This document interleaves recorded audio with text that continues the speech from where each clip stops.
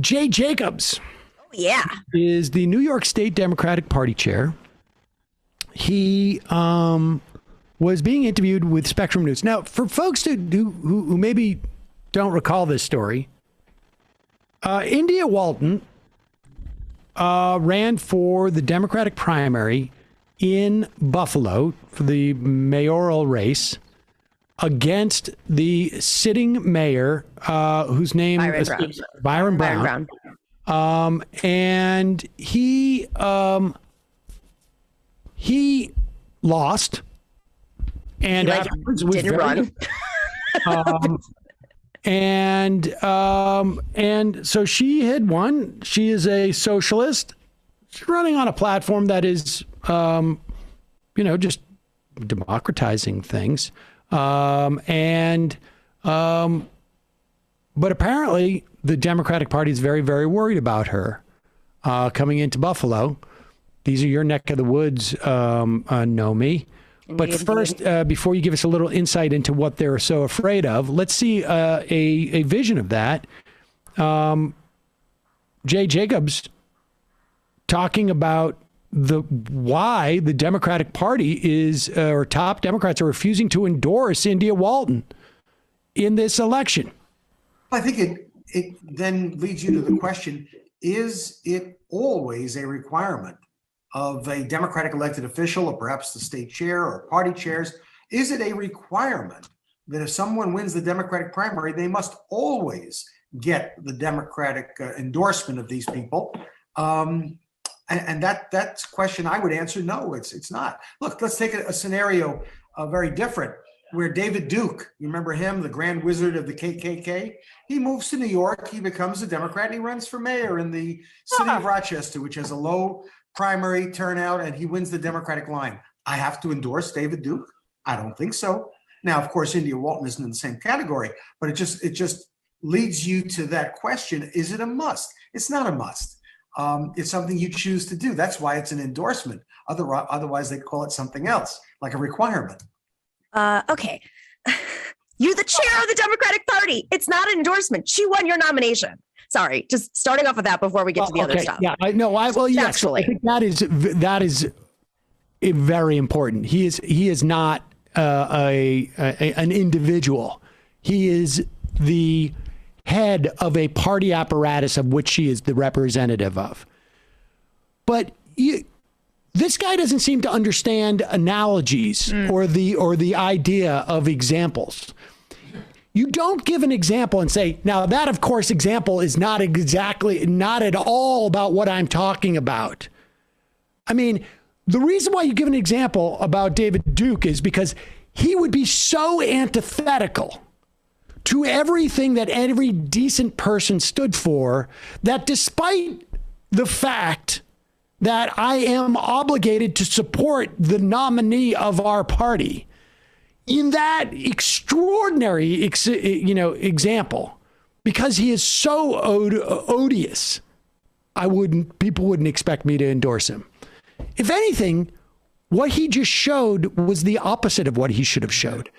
He just, that's the exception that proves the rule.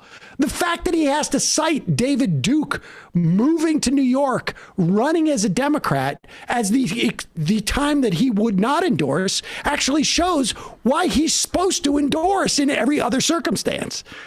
And the idea that India Walton, I mean, it's the exception that proves the rule that he just gave. It's completely opposite.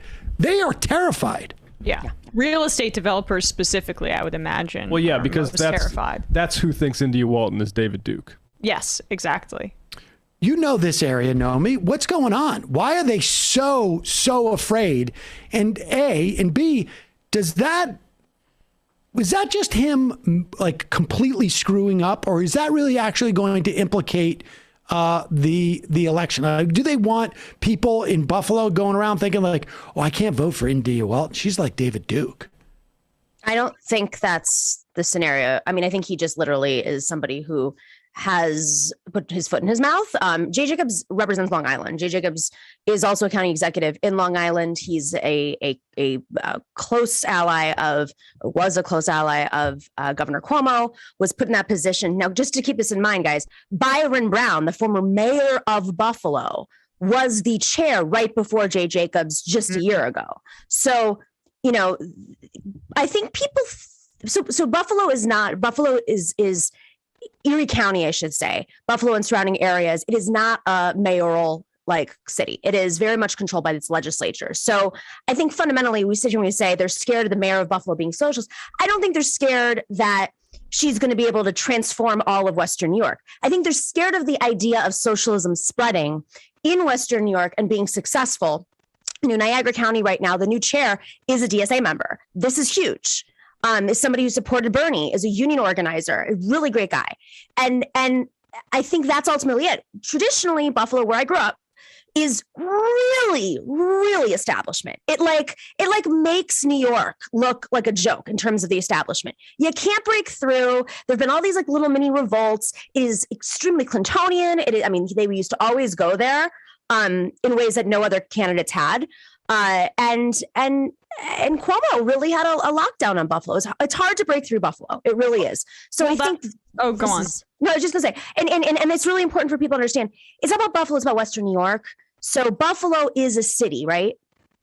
And it's but that's why she was able to do this. She was able to carve out and basically very strategically, whether it was intentional or not. I mean, Byron Brown has been able to win because it's not, they don't invest a lot of money in organizing in Buffalo. Let's just be real.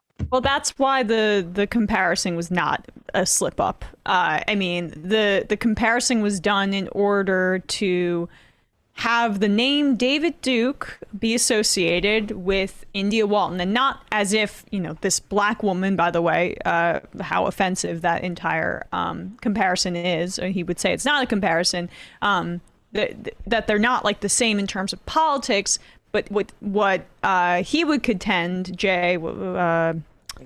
Jacobs, is that she's on one extreme and he's on the other, and we're not going to allow these kinds of extremes into our party. So it's a lot worse than him as the head of the New York State Democratic Party not endorsing her. It is an actual way to undercut her by making the news cycle about how extreme she is. She's on the other side of the David Duke coin. I just don't think that's going to work, though, for the city of Buffalo. It may work if you're trying to get Erie County, which is a little more conservative. It may work if you're trying to win the whole state in some way, but it's not going to work in the city of Buffalo. And I really hope that the amount of money and energy that is being put behind India Walton by organizers and other organizations on the left is being utilized to its fullest, because that is really what's going to win her this election. And Byron Brown can get all the endorsements he wants from Long Island or New York City or Senator Schumer, everybody, unless they come in and they're really, doing door-to-door organizing in the city, he's not going to win. It's just, he's been, he hasn't done anything. I mean, they've never organized there. So it's like in Buffalo, in the city. And to be clear, Buffalo is a what they call a weak mayor type of city. Worcester's like that too. They actually have a city manager. I don't know if they do up in Buffalo, but the city council, the county executive. Okay, so the county executive may have more authority in that respect, but she's still out there. And she calls a press conference, and they're going to the Buffalo paper is going to come down and cover it, and the local channel, whatever it is, 4 or 7 or 2 or whatever it is up there, is going to cover that, and that's going to make a difference.